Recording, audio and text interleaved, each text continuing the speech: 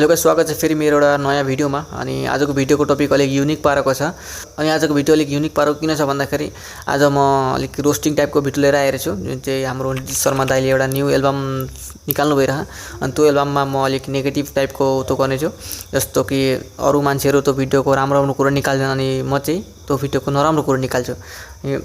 Video बहुत interesting हुनेछ। अनि यो भिडियोको बारेमा अलिक कसैले कुरो गरेको छैन होला अहिलेसम्म, तर म त्यसको बारेमा कुरो गर्नेछु र यो भिडियो एन्डसम्म हेर्नु होला। बहुत इन्ट्रेस्टिङ लाग्नेछ यो भिडियोमा। कसैले यो कुरोमा शिक्षण पनि यति कि यस्तो गर्दा पनि यस्तो हुन्छ भनेर, यो नगर्ने कामहरू पनि नगरौँ भनेर होला। यो भिडियोमा जस्तो त्यो सब छ, म तपाईँलाई सब त्यो कुरा बुझाउँदै लान्छु र भिडियो लास्टसम्म हेर्नु होला। बहुत इन्ट्रेस्टिङ हुनेछ र बेसी देरी नगरी भिडियोलाई सुरु गर्ने। तर एउटा कुरो, म यो भिडियो तपाईँलाई फुल देखाउन सक्दिनँ भरे कपिराइट लागेको पनि, र यो भिडियोको म मेन पोइन्टहरू देखाउँछु मात्रै, तपाईँलाई डिटेल पाराले बुझाउँछु पनि कहाँ के भएको छ भनेर। भिडियोलाई इन्जोय गरौँ अनि यो भिडियोको नेगेटिभ पोइन्टहरू निकाल्ने र भिडियोलाई स्टार्ट गर्ने होला। मैले फोनबाट गर्दैछु। मैले भिडियो पहिला हेरिसकेको छु। मलाई भिडियोको म्युजिक चाहिँ ठिकै लाग्यो, तर जुन चाहिँ त्यहाँ छन् अरू तपाईँले देखाउँछु म। भिडियोको स्टार्टिङमा हाम्रा विशाल छेत्री अनि रोशन दाहाल अनि पङ्कज छेत्री छन्, जुन चाहिँ हाम्रा नेपाली क्रिएटर फेमस क्रिएटरहरू हुन्। र यिनीहरूलाई लिएर हाम्रा नितिश दाले भिडियो बनाउनु भएको रहेछ। राम्रो लाग्यो सुनेर। भनेपछि हाम्रा नितिश दाले पनि अब हाम्रो नेपाली क्रिएटरको भ्युज पनि लिने हुने भयो भनेपछि राम्रो लाग्यो।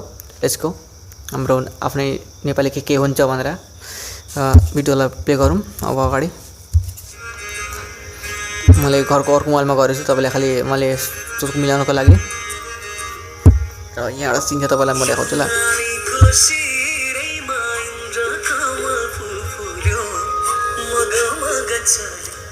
गान ठिकै छ ल, गान चाहिँ भन्नु पर्दाखेरि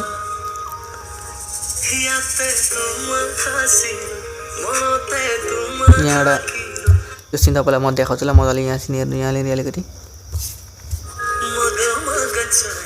म डिटेल पारेर देखाउँछु एक पढ्नु।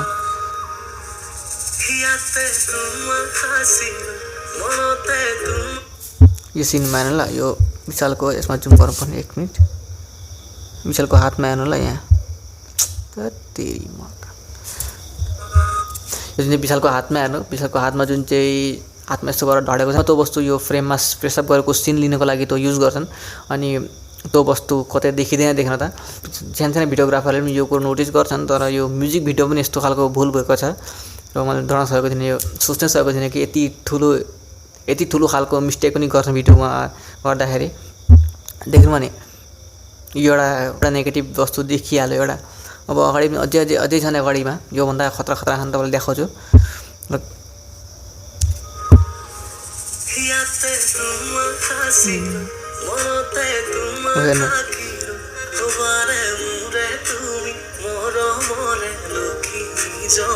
अगाडि छ यो बेसी नहेर भिडियो। अब मेन अर्को सिनमा जाऊँ, फेरि कपिराइट लाग्यो भने गान सुन्दै यहाँ 1 मिनट ल। यहाँ एउटा सिन छ,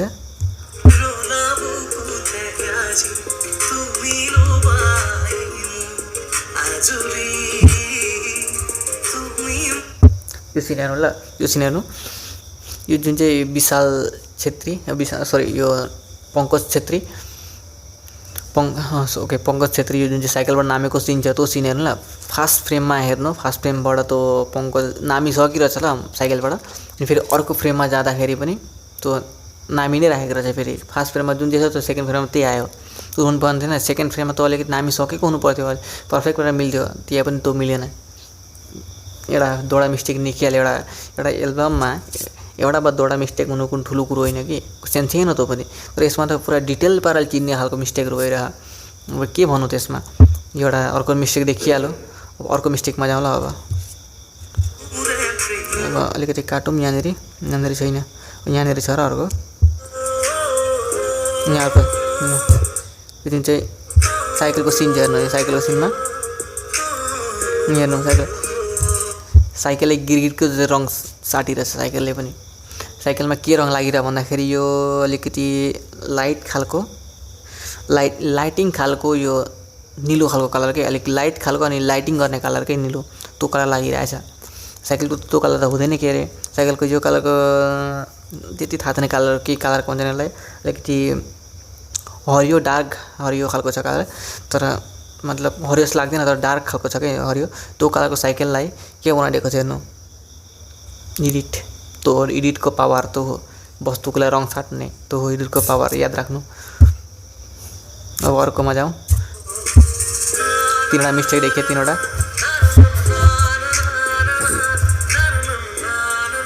पुरा डिटेलले चिनिरहेको यो सिन हेरी। अब अर्को सिनमा जाऊ ल। मलाई यो सिन चाहिँ मन परेको छ ल। यहाँ एउटा सिन छ यो जुन चाहिँ ब्याकग्राउन्डमा ट्रेन पार गरेको सिन एकदम बढिया लागिरहेको मलाई चाहिँ। यहाँ टाइमिङमा गरेको रहेछ त्यो चाहिँ।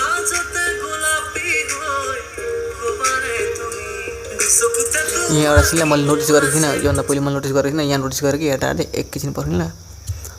यहाँनिर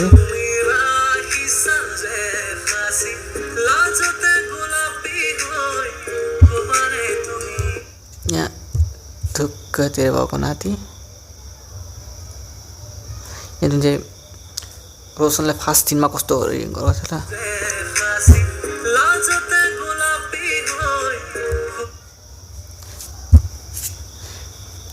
टाढाको फ्रेमबाट हेर्दाखेरि रोशन अलिकति यो झुकेर यस्तो खालको बसेको छ ल।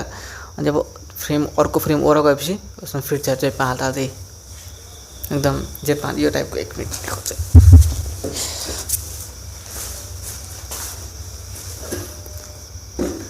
यो फर्स्ट फ्रेममा यस्तो खालको छ कि फर्स्ट फ्रेममा यस्तो खालको भएर बसेर चाहिँ यो फर्स्ट फ्रेममा यस्तो खालको भएर बसेर सेकेन्ड फ्रेममा जाँदाखेरि ज्यापमा थालेर यस्तो थियो।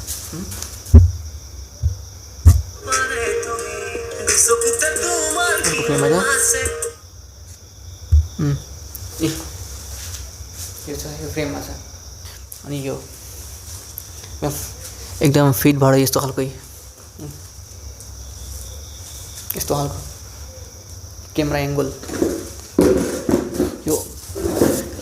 यो सब हेर्नुपर्ने क्यामेराम्यानले हो। तर क्यामेराम्यानको खोजी खबरै छैन ऊ कहाँ।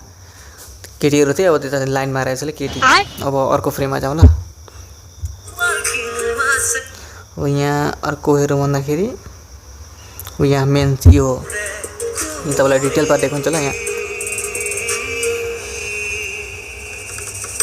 यहाँ पनि सानो छ भुल छ। यहाँ पनि यो सिनमा पनि सानो खालको भुल छ ल। यहाँ अलिकति टाढाको फ्रेममा जाँदा यहाँनिर हेर्नु ल। यो सिनमा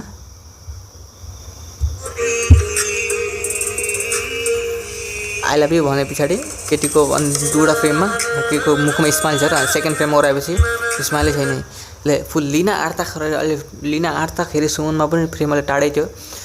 त्यतिखेरसम्म केटीको फेसमा स्माइल त थियो। तर जब फ्रेम ओरा आयो त्यसपछि केटीको मुखमा स्माइलै छैन। स्माइल गायब। क्यामेरा ओराउने बित्तिकै नर्भस भयो होला कि केटी। अब अर्को फ्रेममा जाउँ। अब यो होइन केटीलाई हाई गरेर बोलाउँदाखेरि एउटा ब्याकग्राउन्डबाट स्कुटी पार भएर गइरहेछ उनीहरू निस्केर पनि आइरहन्। त्यसमा ब्लरमा टोटली चिनिराखेर डिटेल पार हालेर। तर अर्को जुन चाहिँ फेरि अर्को फ्रेममा जान्छ सिन अर्को फ्रेममा जब अर्को फ्रेम मतलब अर्को एङ्गलबाट जुन चाहिँ भिडियो गर्दाखेरि त्यतिखेर पनि त्यो न स्कुटी छ न केही छैन। स्कुटी त त्यतिखेर ब्याकग्राउन्डमा स्कुटी चिनिराखेको त्यो पनि थिएन। जाँदाखेरि मतलब ब्याकग्राउन्डमा देख्दाखेरि स्कुटी अनि त्यो केटी उनीहरू अनि ती केटीहरू बोलाएको पछाडि निस्केर आएको ब्याकग्राउन्डमा टोटली चिनिरहेछ ब्लरमा ल। अनि जब फ्रेम चेन्ज भयो जब यो यस्तिकामा यसबाट देखाउँदाले क्यामेरा गरे त्यतिखेर त उनीहरू पनि आएका त थिएनन्। सरी उनीहरू आएका त थिएनन् आउन त। त्यही पनि ब्याकग्राउन्डमा न स्कुटी थियो न केही थियो, केही नै थिएन। खालि केटीहरू त्यहाँ निस्केर आएर सिङ्गल डिटेल पाराले चिन्नी राखिरहेछ। अर्को सुट लिएको अर्को सर्ट लिएको भए हुन्थ्यो बिन्दास मिल्थ्यो बा त्यो जुन चाहिँ ब्लारको सिनमा अर्को सर्ट लिएको राम्रो हुन्थ्यो। अनि त्यहाँबाट त त्यतिखेर निस्केर आएको ठिकै छ। अनि यहाँबाट अर्को फ्रेमबाट ठिक्क निस्केर आएर अलिकति आइपुगेर गरेको सिन कति राम्रो हुन्थ्यो त्यो छैन। क्यामेराको खोजी खबरै छैन। अब यति नै थियो सिनको। तपाईँलाई कस्तो लाग्यो कमेन्टमा गर्नु होला। तर एकैलमा भन्नुपर्दा के भन्दाखेरि अहिले हरेक जग्गामा क्यामेराम्यान भिडियोग्राफर हरेक छन्। कोही नजान्दै छैनन्। हातमा क्यामेरा र गिम्बल आयो मान्छे भिडियोग्राफर बनिए कि फोटोग्राफर बनिए। तर त्यसको बारेमा न नलेज छ न केही छ। केही जान्दैनन्। फोटोहरू कोही बेला म देख्छु जुन चाहिँ वेडिङ फोटोसुट भनेर हाल्छन् कोही बेला जुन चाहिँ एडिटहरू न डिटेल पाराको हुन्छ। यति दामी क्यामेराले फोटो उठाएका हुन्छन्। ब्याकग्राउन्डको ब्लर जलिरहेको हुन्छ फोटो डिटेलमा के हुँदैन। अनि जुन चाहिँ कलरिङ एडिट गर्छन् फेसमा त्यो जुन चाहिँ कलर छ त्यो कलर त माने युनिक कलर बसिरहेको हुन्छ फेसमा, फेसको कलर अलग हुन्छ, ब्याकग्राउन्ड कलर अलग हुन्छ नि, त्यो छैन उनीहरूको, एकदम बकवास छ। अनि त्यही हो अहिले हरेक निस्किरहन्, न त्यसलाई एडिटको बारेमा जान्दछ, न उसको बारेमा जान्दछन्, न केही जान्दैन, न त्यसलाई कलर टोन आउँछ, न फ्रेम मिलाउन जान्दछन्, न केही जान्दैनन्। खालि क्यामेरा जब हातमा आयो भिडियोग्राफर भन्ने, अनि त्यसको नतिजा तपाईँ हेर्न सक्नुहुन्छ के। अनि यसरी हाम्रो जुन चाहिँ नेपाली वा जे कुनो, अनि के लाग्छ तपाईँलाई हाम्रो क्रिएटरहरू अगाडि बढ्छन् जस्तो लाग्छ यसरी? जुन चाहिँ यस्ता खालका भिडियोग्राफरहरू यस्ता खालका हुन्छन्, न एउटा म्युजिक भिडियो सुट गर्नलाई, अनि यस्ता खालका जुन चाहिँ आयो भने एउटा के हाम्रो नेपाली क्रिएटरहरू अगाडि बढ्न सक्छन्? कुनै पनि सक्दैन। अरे एउटा भिडियो एल्बम सुट गरेपछि पर्फेक्ट त्यो एङ्गल मिल्ने, एङ्गल ओके छ, यो भिडियोमा एङ्गल म भन्दिनँ एङ्गलमा केही गलत भएको छ भनेर, यो जुन चाहिँ अझै पनि केटीको अलिकति एङ्गल मिलेको छैन, अलिकति डाउन हुनुपर्छ वा उनीहरूको हिसाबले गरेका थिए, यो ठिकै छ, म यसमा भन्दिनँ। तर एडिटिङमा र जुन चाहिँ यो साइकलको कलरमा न त्यसमा त कलर टोन मिलेकै छैन, अनि यसमा त एडिटिङै एकदम के छ। अनि यो पाराले हुनु पनि हाम्राले त्यही भएन। मेरो भिडियो सके तपाईँलाई यो कस्तो लाग्यो कमेन्ट गरेर भन्नु होला। मैले यो 3 खेप भइसक्यो भिडियो, 3 खेपमा यो भएको छ, कस्तो भएको छ मैले 3 खेप गरेको, मैले यो सुट गरेको 3 खेप भइसक्यो अहिलेसम्म। एक हिजो गरेकी थिएँ, अनि हिजो दुईवटा गरेँ, आज एउटा गरेँ, एकछिन अगाडि एउटा गरेको थिएँ, योसँग 4 खेप पनि भयो। अब अहिले पनि एङ्गल कस्तो भएको त थाहा छैन मलाई, एङ्गल अब एक्लै छु, कोही एङ्गल मिलाइन छैन। अब आफै हेर्छु अनि फेरि अर्को फेरि भन्यो भने एङ्गल फेरि अर्को हेर्नुपर्छ। म त एक्लै हो भने यस्तो एङ्गल मिलाएर भए पनि गर्नै पर्यो, उपाय छैन देखाउनलाई। तपाईँलाई गुड एङ्गलमा मिलाउँदैछु र तपाईँलाई कस्तो लाग्यो कमेन्टमा गरेर भन्नु होला। अनि मैले जुन चाहिँ यो भने कुरो कस्तो लाग्यो तपाईँलाई कमेन्टमा भन्नु होला। र त्यति नै भन्दै मैले भिडियो सकेँ।